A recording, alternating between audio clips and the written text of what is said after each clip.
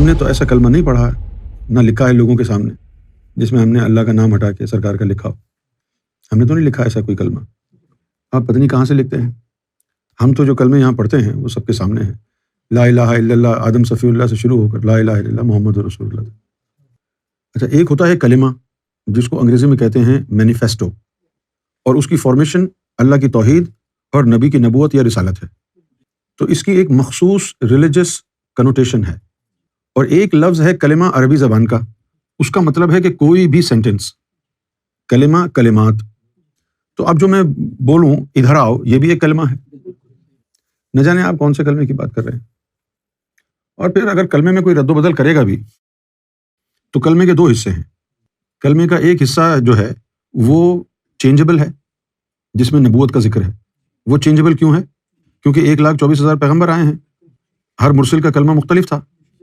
لیکن ایک کلمے کا حصہ ایسا ہے جو نان چینجبل ہے، جو اٹرنل ہے، جس میں تغیر تبدیلی نہیں ہے، اور وہ ہے لا الہ الا اللہ. اس میں تبدیلی نہیں. تو نبوت شروع ہوئی ہے آدم صفی اللہ سے، لا الہ الا اللہ آدم صفی اللہ. جب نیا پھر پیغمبر آیا ہے تو کلمے کا دوسرا حصہ چینج ہو گیا. لا الہ الا اللہ وہی رہا، آدم صفی اللہ کی جگہ ابراہیم خلیل اللہ آ گیا. پھر اس کے بعد جو پیغمبر آیا پہلا حصہ کلمے کا وہی رہا، لا الہ الا اللہ موسیٰ کلیم اللہ. ٹھیک ہے بھائی. اب اگر ہم کلمے کو چینج کریں گے، کافر ہوں گے، تو کون سا حصہ چینج کریں گے؟ ختم نبوت پر ہمارا ایمان ہے.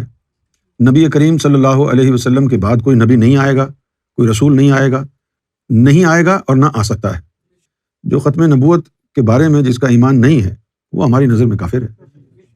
اچھا، اب تو اس کا مطلب یہ ہوا کہ کلمے کا جو دوسرا حصہ ہے وہ تو ہم چینج ہی نہیں کر سکتے. صحیح ہے نا؟ کیونکہ نبوت تو ختم ہو گئی ہے. اب رہ گیا پہلا کلمہ، کلمے کا پہلا حصہ لا الہ الا اللہ. اس کو اگر ہم چینج کرنا چاہیں تو پھر وہ جھوٹ ہو جائے گا. اس کائنات کو بنایا اللہ نے ہے، اس کائنات کا بنانے والا، اس کائنات کا خالق اللہ ہے. قرآن مجید میں بھی لکھا ہے الہکم الہ واحد.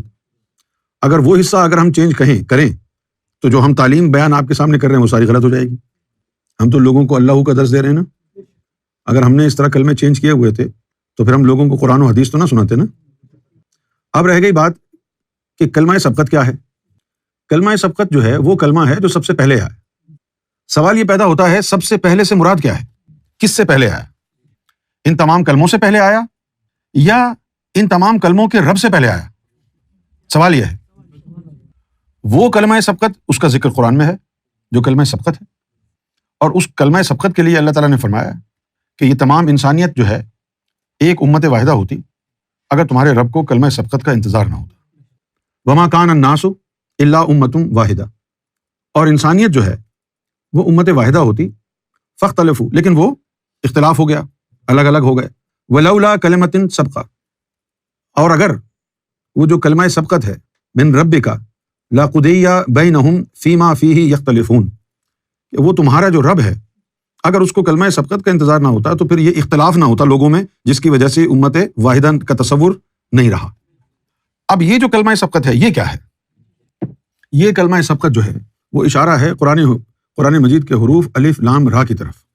یہ اس کی طرف اشارہ ہے، یہ حقیقت ہے. تو لا الہ الا اللہ میں تبدیلی کرنے والا کافر ہے. لا الہ الا اللہ کے بعد آدم صفی اللہ، ابراہیم خلیل اللہ، موسیٰ کلیم اللہ، عیسیٰ روح اللہ، محمد رسول اللہ میں تبدیلی کرنے والا بھی کافر ہے. ہم تو لوگوں کو تصوف کا راستہ بتا رہے ہیں، ہم تو لوگوں کے دلوں میں اللہ کا نور بسا رہے ہیں. ہم تو اتنی بڑی غلطی، اتنے بڑے کفر کا کہ متحمل نہیں ہو سکتے نا. نہ جانے آپ کون سے کلمے کی بات کر رہے ہیں. اور لوگوں کے الزامات بھی تو ہوتے ہیں نا جو مخالفین ہیں. کبھی کوئی کہانی بنا دیتے، کبھی کہتے ہیں یہ قادیانی ہے، کبھی کہتے ہیں یہ ہے. خدا کا خوف کرو یار.